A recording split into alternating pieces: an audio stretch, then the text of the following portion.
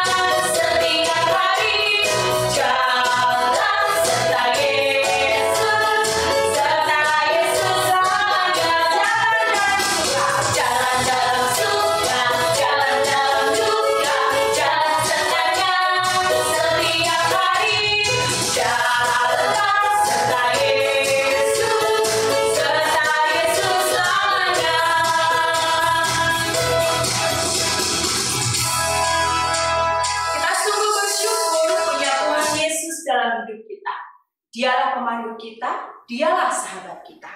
Mari kita siapkan hati untuk mendengarkan firman Tuhan. Kita naikkan satu pujian, Yesus sahabatku. Sahabat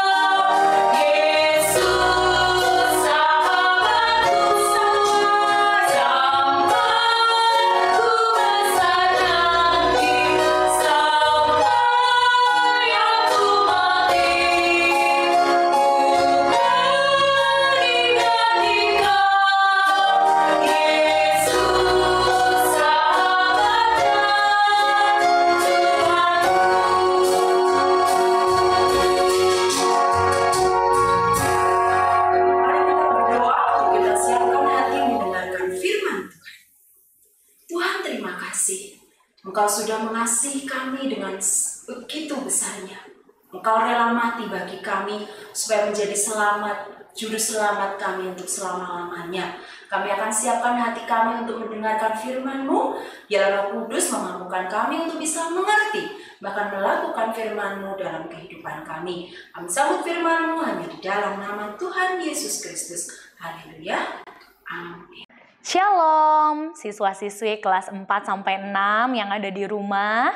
Kita akan bersama mendengarkan kebenaran firman Tuhan yang akan kita pelajari bersama-sama di pagi hari ini. Tema yang akan kita pelajari adalah Yesus Pemanduku.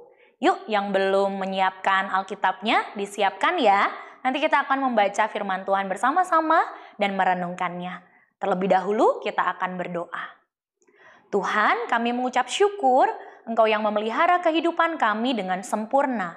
Tuhan juga yang menuntun kehidupan kami bahkan sampai hari ini. Saat ini kami rindu untuk belajar kebenaran firman-Mu, firman-Mu yang adalah pelita bagi kaki kami dan terang bagi jalan kami. Kami rindu untuk merenungkannya, mengertinya, bahkan melakukannya di dalam kehidupan kami sehari-hari. Bersabdalah ya Tuhan, kami anak-anak-Mu siap untuk mendengarkannya. Di dalam nama Tuhan Yesus kami berdoa. Amin. Mari anak-anak kita buka Yohanes pasalnya yang ke-14. Yuk dibuka Alkitabnya. Tahu ya Yohanes itu ada di mana? Di Perjanjian Baru. Kita buka Yohanes 14 ayat 1-6.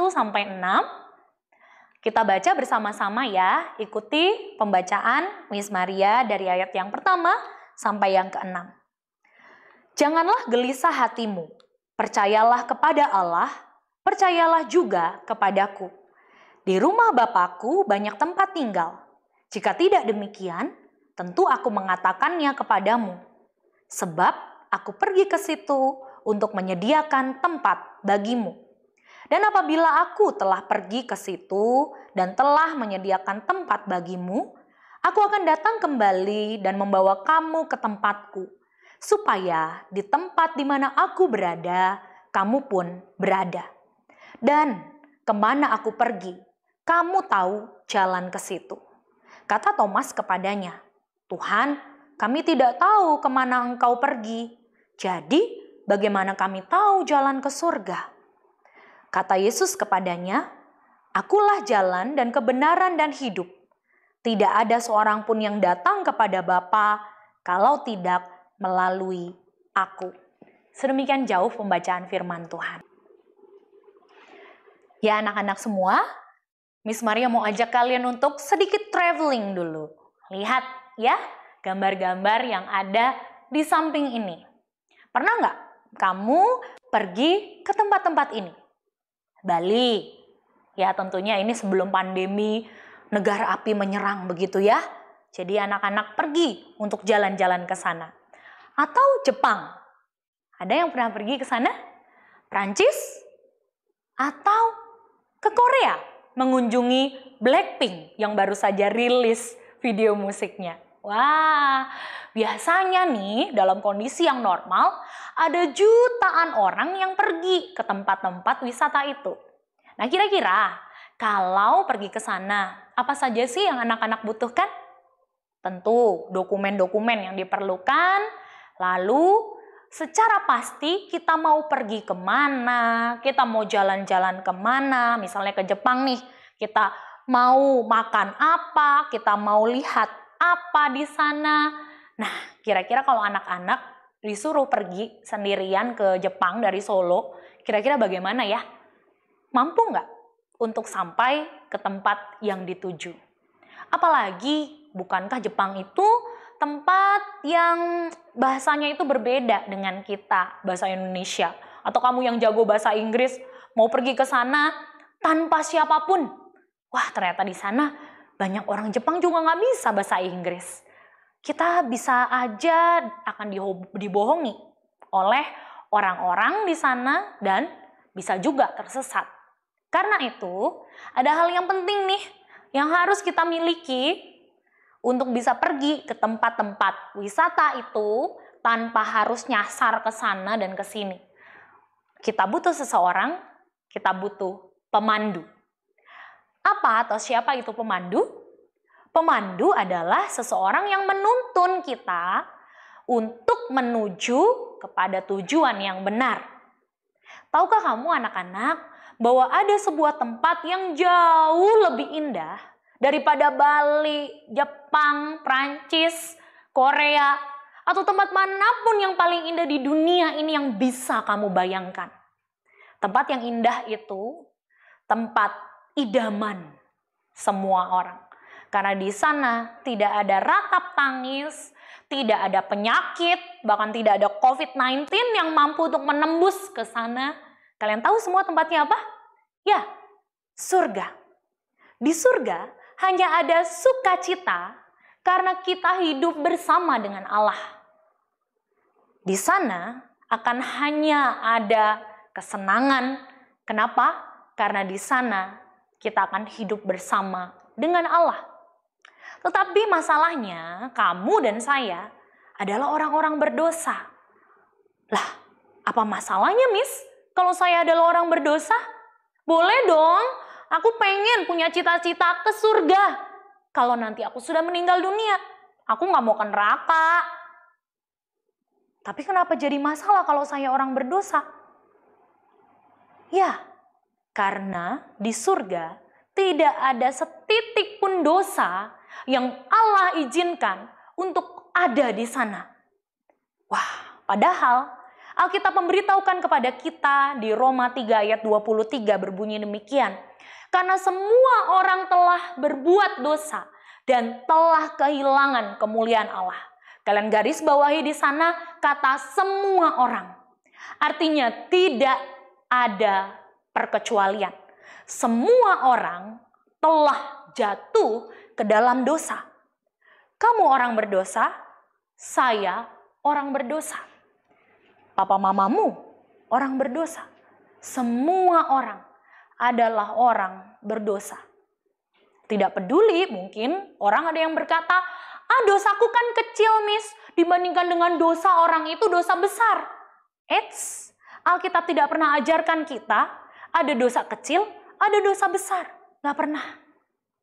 Alkitab hanya berkata, dosa adalah dosa. Dosa adalah perbuatan yang melanggar hukum Allah. Dosa sekecil apapun itu membuat kita menerima hukumannya. Upah dosa ialah maut. Yang berarti bahwa secara perlahan namun pasti hidupmu, hidup saya melangkah menuju ke neraka. Lalu bagaimana dengan keinginan kita tadi? Kita suatu saat pengen ke surga. Kita butuh anak-anak seorang pemandu untuk membawa kita bisa sampai ke surga sana. Dengan kemampuan kita sendiri, bisakah kita suatu saat bisa sampai ke surga? Sekali lagi, masalah kita itu besar. Masalah kita adalah dosa yang kita tidak pernah bisa selesaikan sendiri. Bahkan dengan perbuatan baik kita, yang kita pikir, kalau saya berbuat baik, nanti waktu mau masuk surga, perbuatan itu ditimbang. Kalau perbuatan jahatnya lebih banyak, orang itu akan ke neraka. Tapi kalau saya berbuat baik jauh lebih banyak ketimbang dosa-dosa saya, berarti saya boleh dong masuk ke surga. Tapi ingat sekali lagi bahwa setitik pun dosa itu tidak akan pernah bisa masuk ke surga. Karena itu kita perlu seorang pemandu yang bernama Yesus Kristus. Mengapa harus Yesus? Mengapa harus Yesus? Yohanes 14 ayat 6 mengatakan, Yesus di sini berkata, "Akulah jalan dan kebenaran dan hidup. Tidak ada seorang pun yang datang kepada Bapa kalau tidak melalui aku." Kalau tidak melalui aku. Artinya kalau melalui orang lain, bisakah kita menuju ke surga? Atau ketika kita percaya kepada Tuhan yang lain, bisakah menuntun kita ke surga? Tidak. Tuhan Yesuslah yang menunjukkan jalan. Bahkan Tuhan Yesuslah jalan itu untuk kita bisa sampai ke surga, ke rumah Allah Bapa. Kenapa hanya Dia yang bisa? Karena Dia adalah Allah yang berasal dari surga. Surga itu adalah tempat kediamannya. Dia datang ke dunia menjadi manusia seperti kita, hanya saja Dia tidak berbuat dosa. Dan hanya Dia, orang yang pernah dari surga sana, yang bisa membawa kita ke surga. Dia yang akan bisa membimbing kita sampai surga. Kalau ikut Tuhan Yesus, pasti kita tidak akan tersesat. Karena Dialah yang memandu kita di dalam kebenaran. Tuhan Yesus sang pemandu hidup kita. Itu membayar harga untuk kita bisa sampai ke surga sana. Ia mengorbankan dirinya demi engkau dan saya bisa hidup selama-lamanya di surga kelak. Tuhan Yesus mati di atas kayu salib untuk menghapuskan dosa-dosa kita. Sehingga suatu saat kelak kita bisa berbahagia bersama dengan Dia di sana. Satu hal saja yang perlu kita lakukan. Percaya pada Tuhan Yesus sebagai satu-satunya jalan ke surga. Satu-satunya pemandu hidup kita. Nah, anak-anak semua, kalau kita tidak bisa menyelesaikan masalah kita sendiri, kita juga tidak akan pernah bisa mampu pergi ke surga dengan kekuatan kita, bahkan usaha kita. Maukah kamu menyerahkan hidupmu untuk dibimbing oleh Tuhan Yesus dalam perjalanan kehidupan ini, bahkan sampai ke surga kelak? Maukah anak-anak percaya pada Tuhan Yesus sang juru selamat itu? Anak-anak percayalah dalam hatimu, mengakulah dengan mulutmu, bahwa Yesus adalah juru selamat satu-satunya, pemandu hidup kita. Miss Maria percaya sungguh-sungguh kepada Tuhan Yesus. Apakah anak-anak pun mau percaya kepada Tuhan Yesus? Kiranya firman Tuhan hari ini membukakan kepada kita sebuah pengertian bahwa kita butuh Tuhan Yesus dalam hidup ini. Kita butuh Tuhan Yesus menjadi juru selamat di dalam hidup kita. Bagi anak-anak yang mau untuk percaya sungguh-sungguh kepada Tuhan Yesus, ikuti Miss Maria di dalam doamu. Mari kita berdoa. Tuhan Yesus yang baik, terima kasih untuk firman-Mu yang dapat kami renungkan bersama-sama pada saat ini. Tuhan, kami mau belajar percaya bahwa Engkau adalah Allah yang mau datang ke dunia menjadi juru selamat bagi kami. Tuhan Yesus, kami bersyukur Engkau sudah mau mati di atas kayu salib untuk menanggung dosa-dosa saya. Sayalah yang layak untuk dihukum. Sayalah yang pantas untuk menerima hukuman. Tapi kami berterima kasih karena Tuhan Yesus sudah menggantikan hukuman dosa yang seharusnya kami terima. Tuhan, saya mau percaya kepada Engkau sebagai Tuhan dan Juru Selamat saya secara pribadi. Masuklah ke dalam hati saya menjadi Tuhan yang bertahta, Tuhan yang memandu hidup saya sampai selamanya. Terima kasih Tuhan Yesus, terima kasih. Terima kasih Tuhan untuk ibadah yang sudah berlangsung saat ini. Kiranya setiap taburan firman Tuhan yang telah diperdengarkan, puji-pujian yang telah dinaikkan, menjadi hormat dan kemuliaan bagi nama Tuhan. Sebentar anak-anak akan melanjutkan kegiatan mereka. Tuhan berkati pelajaran yang akan mereka lakukan sepanjang hari ini. Tuhan yang pimpin dan sertai. Di dalam nama Tuhan Yesus kami berdoa dan bersyukur.